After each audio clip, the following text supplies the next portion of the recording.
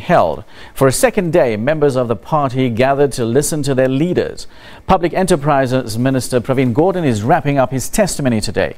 Yesterday, he spent time detailing what he said were his limited interactions with the Gupta family and what he considered to have been the process of state capture. He also hit back at those who demanded that he be fired for allegedly creating a conducive environment for state capture during his tenure as finance minister. Gordhan challenged all those with evidence of such claims to testify before the commission.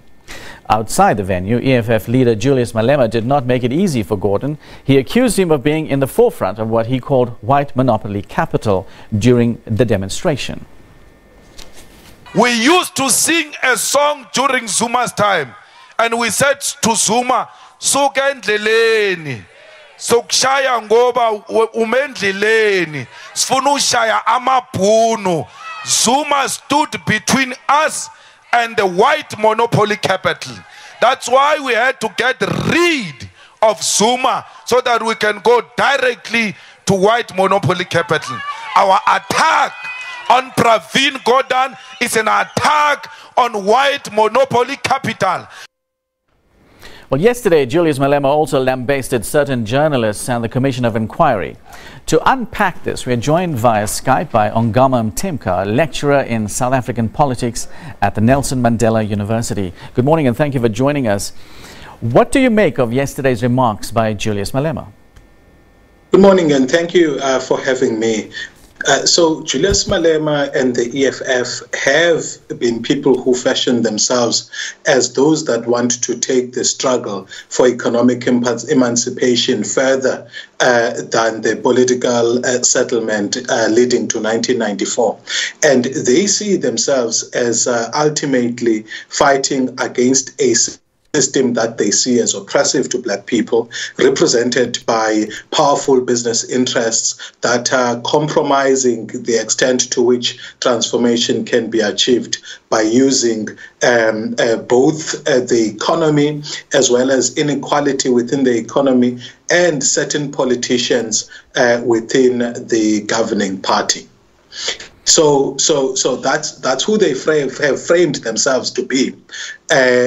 Obviously, how truthful they are to genuine transformation that benefits the wider society remains compromised by allegations back when they were still in the Youth League of them actually benefiting unduly and unfairly in patron-client relationships with those that hold the levers of power, but also in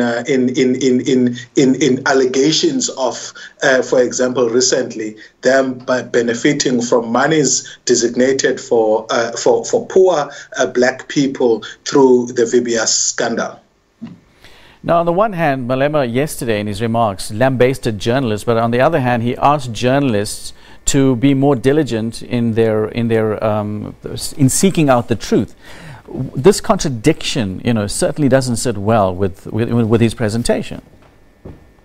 Well, it does not. So the EFF has grown precisely because of a media that has given them mileage to be able to reach the hearts and minds of South Africans. They've received very much a great coverage. So if you look at, for example, after 2004, when they got into parliament, it was more likely, you were more likely to hear what the EFF did and what they said in parliament, more as if they were the official opposition. So they have leveraged media relationships, and I think it's a bit disingenuous of not only them, but as the politicians are prone to do this, of sometimes labeling the media as the enemy to their cause, when in fact, when it fits them, they attempt to manipulate their media in order to reach the hearts and minds of South Africans.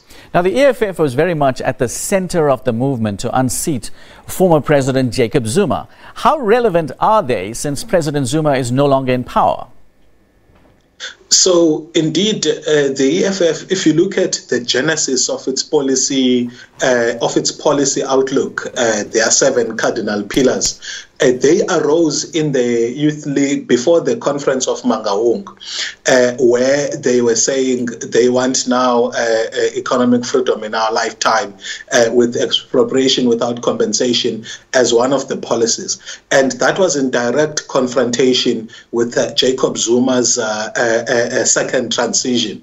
And we know that they got kicked out of the ANC precisely because of those extreme positions which they held, which the ANC at the time investigated and found that, for example, with nationalization of the mines, that it was not a viable policy option for South Africa. So their rise has been during the time of Jacob Zuma. I remember a letter that Floyd Shivambu wrote to the then president at the time in 2012, where they were likening their rise with the ANC Youth League of Anton Lembede.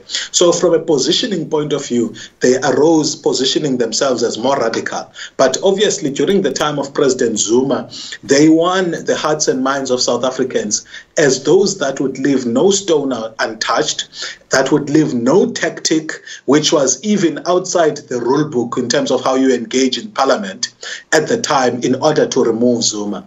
But now I find that the very same tactics that have helped them to gain appeal in the wider public are the same tactics that can compromise them, because those tactics of disruption, tactics of labeling people without much evidence, could be accepted back in the time of President Zuma, because he faced so many scandals and had been proved by courts, by the constitutional courts, for example, to have been on the wrong side of the law. To try and do that at a time when you have people that are indeed can be argued to have some scandals, but they have not been proved in the public domain, it's not going to be a strategy that sustains them well. They are going to be seen to be more. They may end up being seen more on the negative than on the positive, because these people that they are going after have got allegations which they themselves know and the wider public doesn't know. So they are not likely to win by the same strategy and tactics during at this time.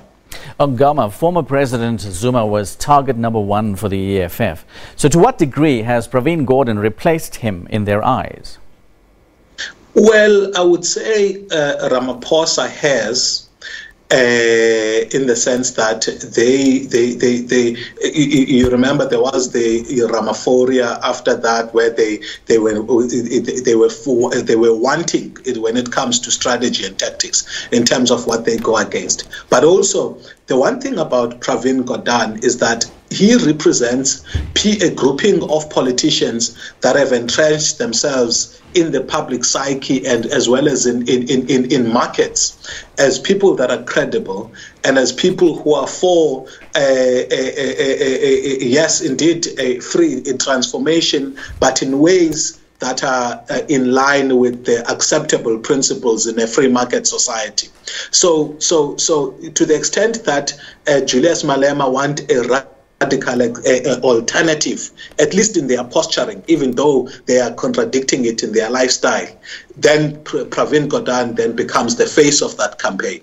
And also there's an underlying racist narrative in the EFF's approach, or not racist per se, but sectarian and extremist, if you like, where, for example, the national question for them, the national identity in South Africa is not unified black in general, but is pro-African and doesn't favor minorities. So in that sense, then you find racist politics, you find an intersectionality of racist politics, wannabe radicals, as well as all these sometimes seemingly contradictory positions which they hold. Now, the EFF themselves have been in the headlines for the wrong reasons lately, including the VBS allegations. So how far is this likely to go in denting their image on the eve of elections?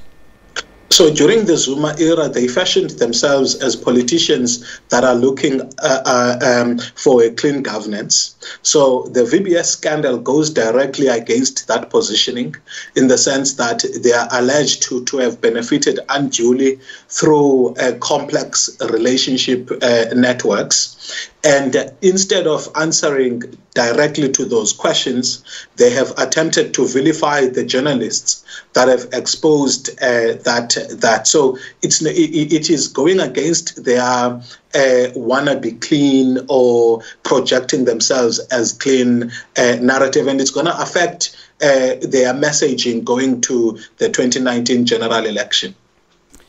Well, thank you very much indeed. That was Ongama Mtimka from the Nelson Mandela University giving us an